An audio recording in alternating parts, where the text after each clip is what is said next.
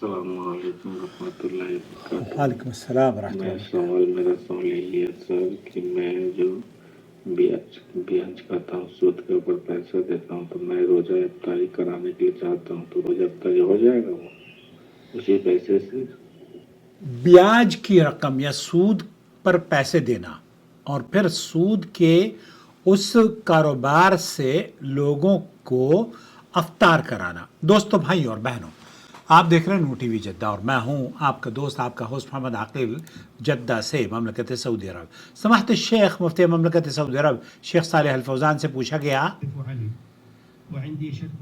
میں کسی بھائی جو میرے ساتھ تعاون کرتا ہے، میری مدد کرتا ہے، مجھے شک ہے کہ وہ اس کا مال حرام ہے، حرام کمائی سے کرتا ہے وہ، ایسی صورت میں مجھے نصیحت کیجیے۔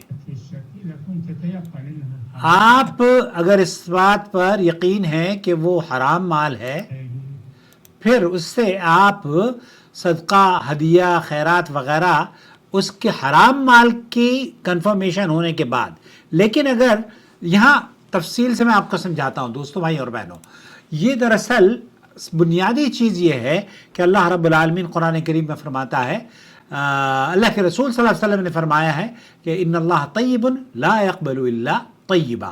اس کا یہ مطلب ہے کہ عبادت اور نیکی کا اصل تعلق قبولیت سے ہے، اور قبولیت کا تعلق مال کی پاکیزگی سے ہے۔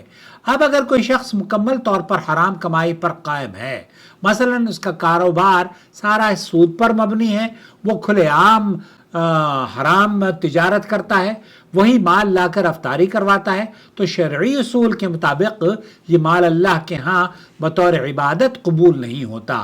افطار کرنے والوں کا روزہ تو صحیح ہے، اگر کسی نے افطار کر لیا اور اسے علم نہیں ہے تو اس کا روزہ درست ہے، اس کے روزے پر کوئی فرق نہیں پڑتا، لیکن کیونکہ انہوں نے کھانا کھایا ہے اور اس مال کے ذمہ دار نہیں ہے، لیکن دینے والے کو اس پر اجر نہیں ملے گا، بلکہ اس پر واجب ہے کہ وہ سب سے پہلے حرام کمائی چھوڑے اور توبہ کرے۔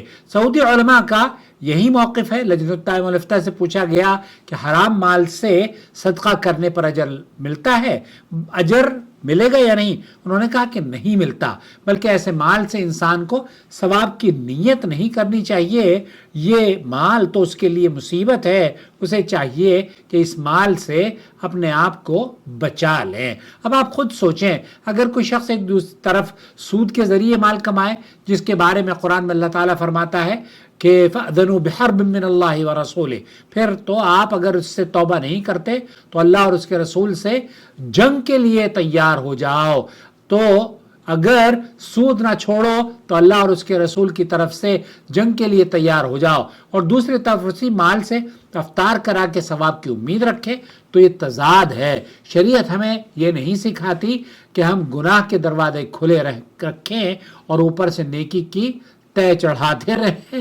شریعت کہتی ہے کہ پہلے بنیاد درست کرو، پھر عمارت کھڑی کرو۔